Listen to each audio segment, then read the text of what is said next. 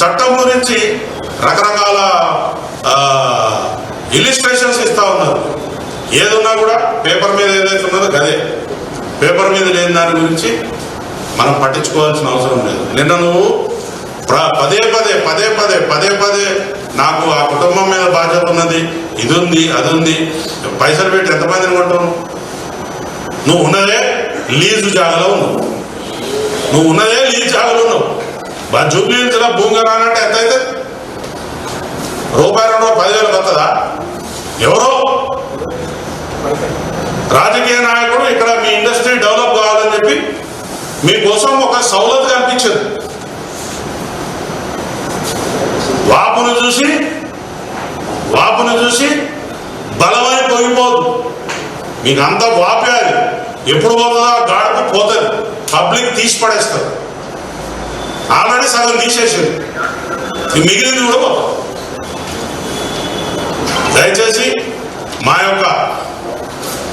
మా కుటుంబాల నుంచి ప్రతినిధిగా నేను మాట్లాడుతున్నా. పోలీసు వారిని కించపరిచేలాగా కానీ, అవమానించేలాగా కానీ, లేకపోతే బెదిరించేలాగా కానీ ఎవరైనా ప్రవర్తన చేస్తే మాత్రం అది మీ పొంద మీరే తవ్వుకున్నట్టు అవుతుంది.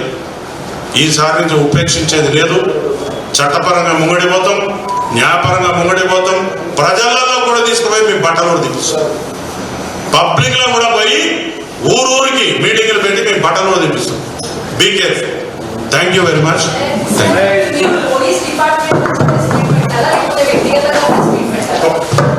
ఒక పోలీస్ ఆఫీసర్గా మా యొక్క ఆత్మస్థైర్యాన్ని దెబ్బతీస్తూ మా కుటుంబాలను వేధింపులకు గురి చేస్తున్నటువంటి ప్రశ్నలు ఇవి.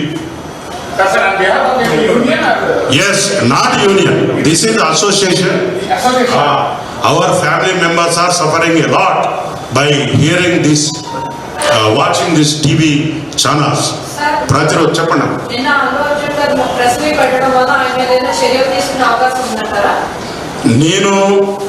నేను ఒక ఫ్యామిలీ మెంబర్గా మాట్లాడుతున్నాను. ఇప్పుడు ఆయన ఒక పోలీస్ ఆఫీసర్గా నేను మాట్లాడుతున్నాను. మా ఫ్యామిలీస్ మా యొక్క ఆత్మస్థైర్యాన్ని దెబ్బతీస్తూ మా యొక్క కుటుంబాలను డిఫెన్స్లో పెడుతున్నాడు ఈయన మాటలు. ఆయన తీసిన సినిమా ఏంటిదండి? ఒక సీనియర్ పోలీస్ ఆఫీసర్ని తీసుకుపోయి రాత్రి కూడా మందు దాల్పించి లక్షల రూపాయలు ఇచ్చి బట్టలన్నీ కూడా తీసుకొస్తే పోలీస్ స్టేషన్కి వస్తే ఆయన కుక్క కూడా గుర్తుపడదు. ఆయన అటువంటి సమాజాన్ని సృష్టించాలని నేను అనుకుంటున్నా. లేకపోతే స్మగ్లర్ల చేతిలో పోలీసు వాళ్ళ బట్టలు ఇప్పియాలని నేను చూపిస్తున్నాడా? అది మా క్వశ్చన్. ఆయన చట్టపరంగా పోవడానికి నాకు ఎటువంటి అభ్యంతరం లేదు. As a citizen of India is having every right to approach anyway.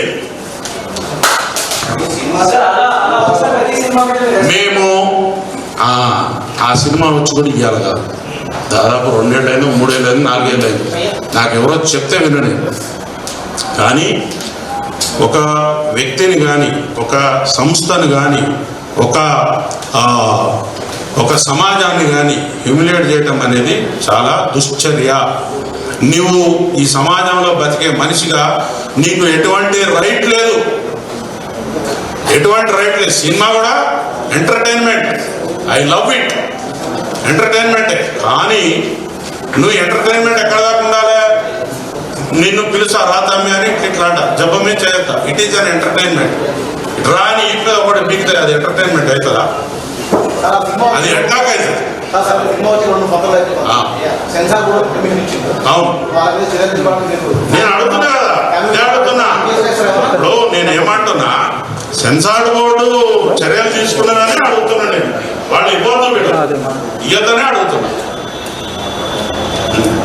ఇంట్లో ప్రెస్ మీట్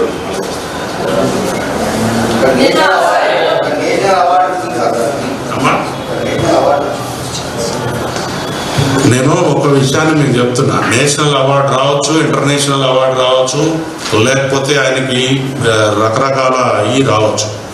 మీరు ఆ మాట అన్నారు కాబట్టి చెప్తున్నా. కరెక్టే సార్, నేనేమంటలేదు. పోలీసు వాళ్ళను బట్టలిపి తన్నినందుకు నేషనల్ అవార్డు ఇచ్చారు ఆయనకి. అందులో ఇది ఒకటి ఉంది కదా, మరి నేనేమనుకుంటున్నా, మేము ఆ సినిమా చూడలేదు, నాకు ఇప్పుడే తెలిసింది అది విషయం. రాత్రి ఎవరు అంటే ఇట్లా బట్టలు ఇప్పిండు పోలీస్ ఆఫీసర్ అంటే అవునా అని నేను అది కోట్ చేసిన. ఎవరు ఆయన బాధ్యతగా ఏం పిటిషన్ వేసినా చూడండి అక్కడ. లేదా కోర్టులో వారు ఏమైనా సమర్పిస్తున్నారు వాళ్ళు, పోలీసులదే మాకేం సంబంధం లేదు, కనీసం నన్ను చూడటానికే వాళ్ళు పోలీసులు నుంచి ఒక మాట చెప్పండి. పోలీస్ ఆఫీసర్ చెప్తున్నాడు, వాళ్ళు ఏమని చెప్తున్నారు, ఇది ఒక accident. How can you judge? మీరు జడ్జి కాదు కదా, ఇట్ ఈస్.